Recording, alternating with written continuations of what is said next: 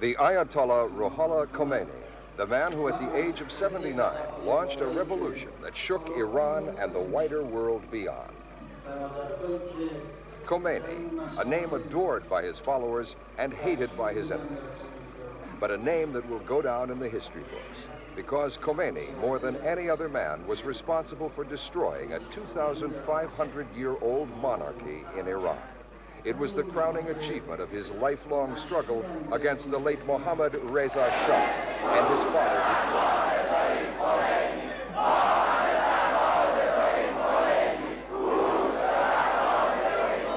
Ayatollah Khomeini soon established himself as his country's religious and political leader. For him and his followers, the heritage of Islam had been betrayed by the Shah and his program of westernization. Khomeini's legacy to his people: an Islamic republic, the first theocratic government to be established in modern times. A Paris suburb was still Khomeini's home in exile in January of 1979. The Shah and his family had just left Iran, officially for a holiday in the face of persistent street violence and protests against his regime. On February 1st, Khomeini and his entourage flew back home aboard a chartered jumbo jet. They were returning to a country left by the Shah in the hands of a civilian government which was promising a program of reform. But Khomeini had decided on revolution, not evolution. The whole system must be overthrown, said Khomeini. It is the will of the people, and it is the will of Allah.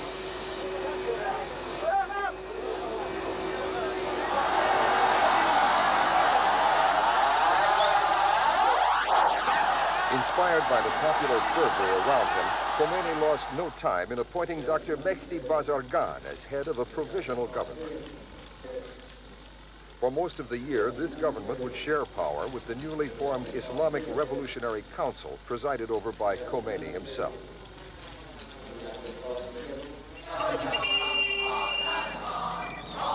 The young Islamic radicals who had defied the Shah's armed forces and secret police would now take to the streets without fear. In the first few weeks, there was still a strong possibility that the Shah might return and use his considerable power base to reclaim his position.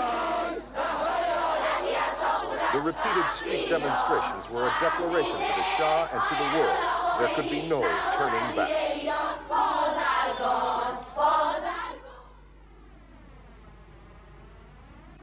Khomeini was born in 1900. The exact date is not clear, in the town of Khomein in west-central Iran. He took his last name from his birthplace, a common practice in the region. He was the last of 6 children, and his father died when he was only 9 months old, reportedly killed for opposition to the Qajar dynasty of Shahs. As a young man, Khomeini studied philosophy, theology, Islamic law, and politics. He married in 1920 and had 3 daughters and 2 sons.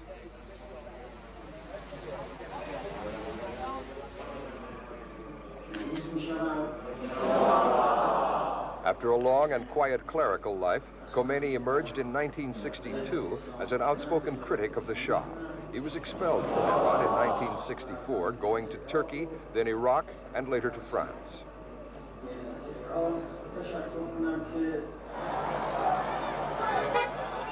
On his return, Khomeini initially set up residence in the holy city of Qum. One of his early decrees established the Revolutionary Guards, who would combine the functions of the police and the army with the task of defending and spreading the Islamic Revolution.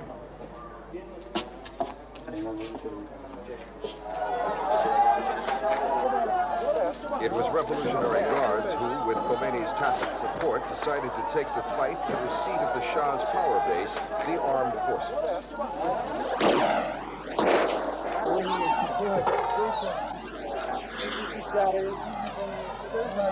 Army and Air Force barracks were taken by storm. Most of the troops would not fire on their fellow countrymen and laid down their arms. Some resisted, and in one day, casualties reported 100 killed and hundreds injured. Correspondents compared the scenes to the storming of the Bastille in the French Revolution.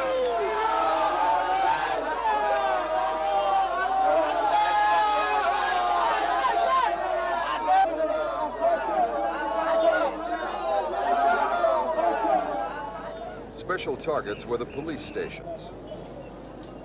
Supporters of Khomeini and other political opponents of the Shah were detained and interrogated here during the years of repression. This was the hour of revenge. The secret police, SAVAK, had become notorious for its persecution of political dissidents, who included Marxist Fedayeen, Communist Party members, and the wider masses of Muslim militants. All suffered in the Shah's prisons. Khomeini set about legitimizing the revolution by stages. A referendum in March 1979 approves the concept of an Islamic republic. Another in December installs BANI-SADR as president under the new Islamic constitution. Parliament and the president are to be elected by popular vote. The president must be a Muslim, and a council of guardians examines all new laws to ensure that they conform to the teachings of Islam.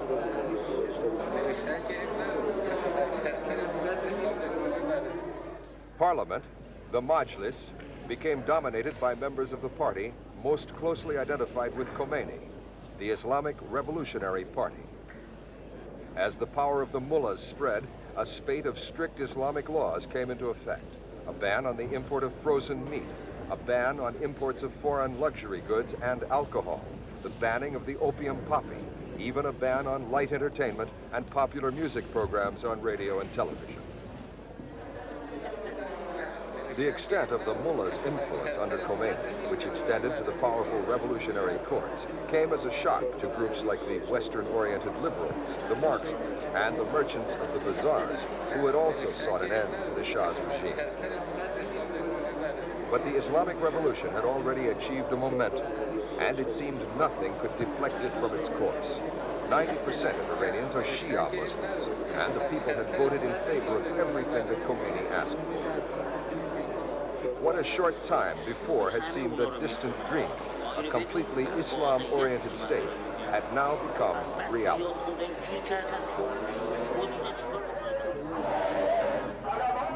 Khomeini branded the United States the Great Satan. The crusade was eagerly taken up by the young revolutionaries who were further incensed when the Carter administration allowed the exiled Shah into the United States for hospital treatment. There were almost continual anti-American demonstrations outside the U.S. Embassy in Tehran.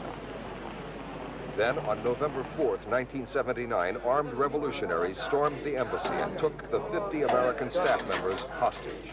The first major international crisis to face Khomeini had begun. The captors, who called themselves students, defied the United States by placing their hostages on public parade. From Louisiana, in the Air Force.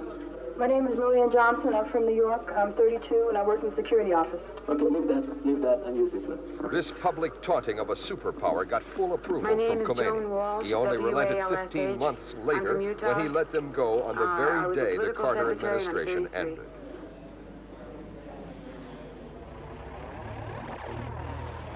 In January 1980, attention centered on the hospital where Ayatollah Khomeini had been admitted, reportedly with recurrent heart trouble. Details of his condition were hard to come by, but his absence from the political stage spread alarm amongst the faithful.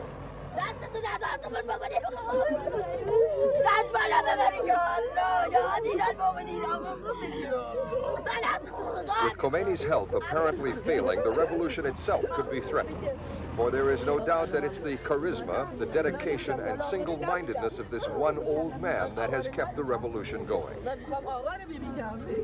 He did recover, but moved to Tehran, where the climate is considered to be kinder.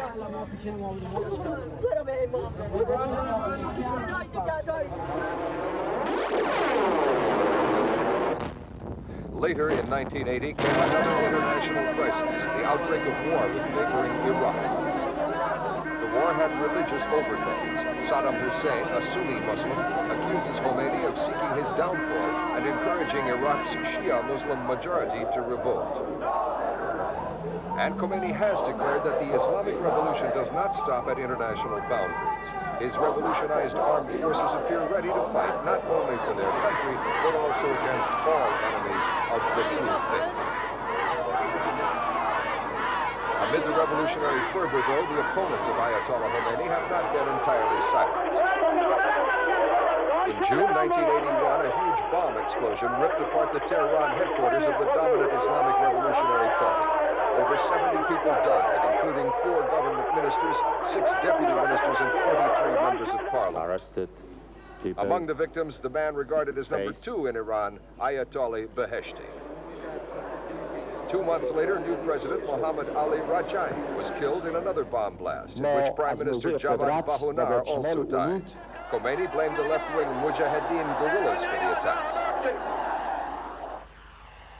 There followed swift and brutal retaliation against opponents, hundreds of arrests and executions, not only of Mujahideen, but also of Marxist-Leninists and Maoists, monarchists, and members of ethnic and religious minorities. This repression continued into and throughout 1982.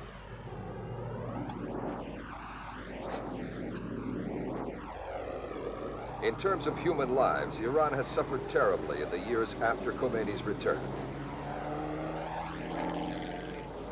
The cemetery at Bahesh Zara, on the outskirts of Tehran, has been designated the resting place of martyrs of the revolution.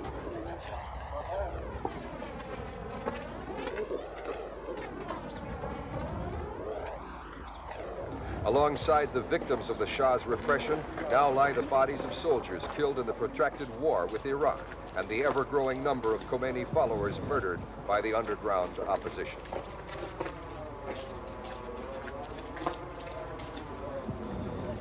The martyrs' graveyard is now overflowing, and the major blot on the Ayatollah's revolution is the fact that so many, tens of thousands, have died in the 4-year period.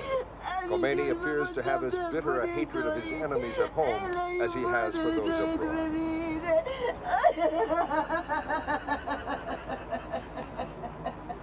Ayatollah Khomeini has proved to be a great survivor. We don't Beheshti, his right-hand man, was blown up with dozens of others. A devastating blow to the Islamic Revolutionary Party. Holding hostages here in Iran. Also dead is Khomeini's former foreign minister, Sadek Khotzadeh, here with former UN Secretary General Waldheim. He was executed after admitting involvement in a plot to kill Khomeini. Living in exile abroad is Shapur Bakhtiar. He was left behind as head of government by the Shah, but he soon fled for his life. Also in exile is Khomeini's former president and confidant, Abul Hassan BANI-SADR. He disapproved of the excesses of the revolutionary courts. He was flown out secretly aboard an Air Force plane to avoid possible execution. Still in Iran is Dr. Mehdi Bazargan, head of the first provisional revolutionary government. He frequently found himself in disagreement with the mullahs and was dismissed. A dominant figure until recently was Ayatollah Khalkhali, dubbed the hanging judge. He meted out severe punishment through the Islamic courts to Khomeini opponents, but now he too is out of favor. President since 1981 has been Ali Khamenei, described as a hardline cleric. However, Khamenei lacks the charisma of the Imam Khomeini, and he does not look like a likely candidate to succeed Khomeini as spiritual leader.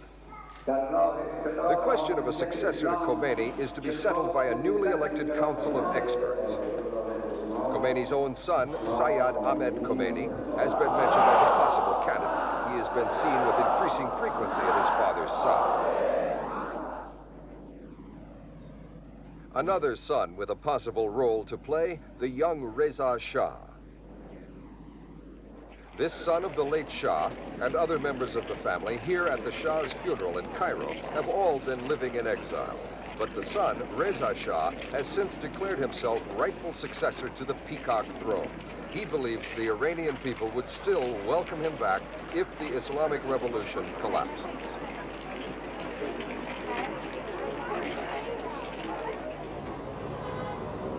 Ayatollah Khomeini, as a spiritual leader, has never been closely involved with modern economic theories. He was not unduly concerned when revolution and war interrupted the flow of foreign currency earnings from oil. Years of economic hardship were blamed on the war with Iraq. But the powerful trading community, the Bazaar, has not been happy with the economic confusion. And it's pressure from the Bazaar which appears to have caused Khomeini in January 1983 to announce an 8-point decree affecting the economy and the political scene, which has been interpreted in the West as a move towards liberalization. Khomeini called for an end to telephone tapping, spying on one's own family members, and arrests without court orders. He also appealed for exiled doctors, technicians, and other members of the middle classes to return from exile, promising no reprisals. Opposition groups in exile have dismissed the decree as a lie designed to deceive the Iranian people. They see it as an attempt by an unpopular regime to curry favor with Iranians who have become disillusioned with the Islamic Revolution. Whatever turn future events might take, Khomeini has made his mark on history in the 4 years since he was still an enigmatic exile in a Paris suburb. The outside world was fascinated by this aloof ascetic, a man with the looks of an Old Testament prophet who conducted interviews with an impassive face through an interpreter. He spoke about issues which seemed irrelevant to the Western world, about a religious mission which seemed out of touch with present-day realities. And yet, he achieved his goal. He brought down the Shah as surely as if he had shot him dead with a high-powered rifle. He established his theocratic state and sent shockwaves outward from Iran throughout the world.